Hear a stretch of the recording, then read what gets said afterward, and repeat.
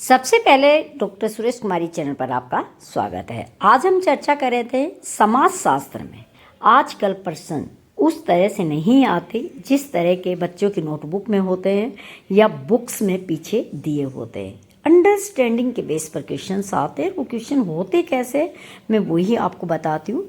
देखिए, पहले ये होता था सीधे प्रश्न पूछा जाता था, चाहे वो 1 लाइन है 2 लाइन है। आजकल बच्चों में आते हैं अभिकरण कारण वाले आते हैं, जिसमें होता है कि संयुक्त परिवार के कई पीढ़ियों के सदस्य एक सामान्य निवास में रहते हैं।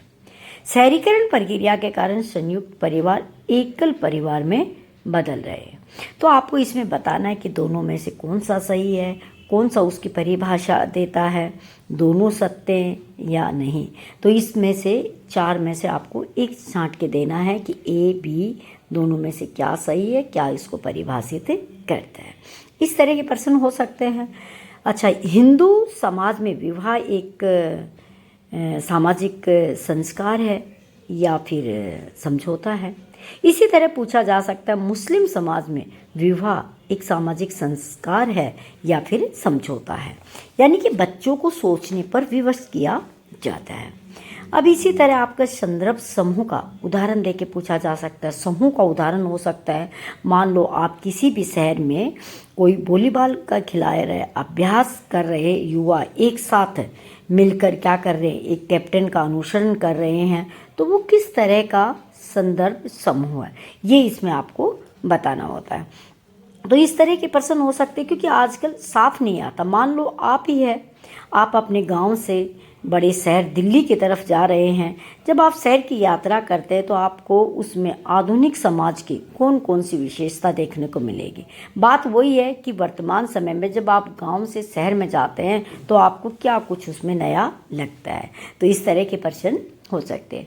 हाँ, एक अभी तक हम ग्रुप वाले चैप्टर्स जो करते हैं, जैसे अंतः समूह, भारी समूह, संदर्भ समूह, है ना, इसके आधार पर क्या क्या विशेषताएं हो सकती है, इस तरह के प्रश्न इसमें इंक्लूड किए जा सकते हैं, जैसे कि हम लोग सोच पा रहे हैं।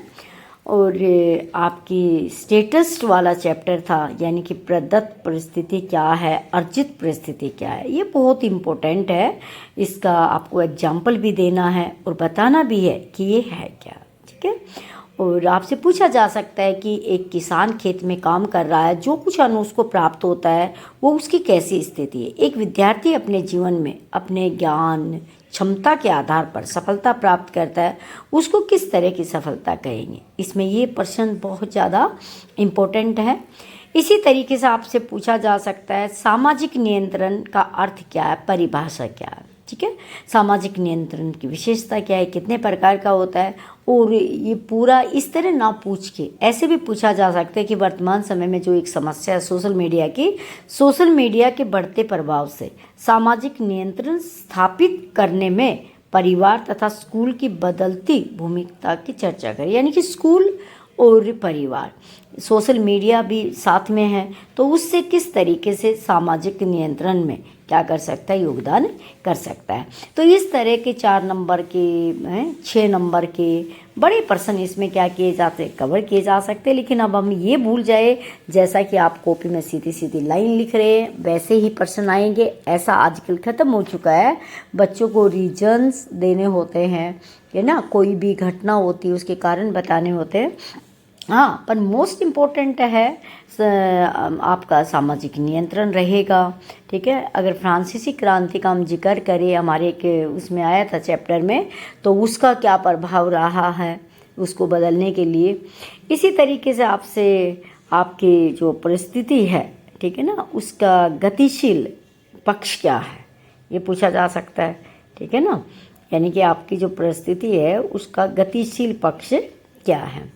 आपसे पूछा जा सकता है कि अगस्त काम्टे, जो समाजशास्त्र के जनक थे, अगस्त काम्टे, उन्होंने 1838 में एक प्रतिपादिक शब्द समाजशास्त्र, यानी कि जिसको भौतिक समाजशास्त्र कहा गया था, वो 2 भिन्न भाषाओं से मिलकर बना था, है ना। वो कौन सी भाषाएं थी, वो भाषा पूछी जा सकती है। इसीलिए तो समाजशास्त्र 2 भाषाओं की अवध संतान है। तो उन दोनों भाषाओं को आपको नाम पता होना चाहिए, पूछा जा सकता है। और भारत में 1921 में राधा कमल मुखर्जी जो थे, है ना, उनकी अध्यक्षता में किस विश्वविद्यालय में समाज शास्त्र विभाग की स्थापना की गई थी। जो हमने करा उसी हिसाब से इनमें पूछे जा सकते हैं। और इसके अंदर आपको सामाजिकरण के बारे में पूछा जा सकता है और इसका जो सामाजिक परिवर्तन है उसके बारे में पूछा जा सकता है। ये कुछ चंद टॉपिक है जो बहुत इम्पोर्टेंट है, उन्हीं के बारे में चर्चा की जा सकती है। इसके अलावा तो कोई ज़्यादा संभावना नहीं है, क्योंकि कुल मिला के 20 नंबर का ही ये प्रश्न है। तो सामाजिक नियंत्रण बड़े अच्छे से करना चाहिए आप लोगों को, जैसा कि मुझे लगता है। प्रदत्त और अर्जित परिस्थिति आपकी क्या है, एग्जाम्पल के साथ आप वो बताइएगा। एक किसान और एक स्टूडेंट जो कुछ अपने दम पर प्राप्त करता है उसको कौन सी परिस्थिति कही जाती है, ठीक है। और शहरीकरण और ग्रामीकरण में अंतर क्या है, इससे आप बहुत अच्छे से कर सकते हैं। विवाह एक सामाजिक संस्था है, इसके बारे में भी कुछ प्रश्न आपसे पूछे जा सकते हैं। अगर इतना ही रिपीट करेंगे तो 20 नंबर का कवर हो जाता है।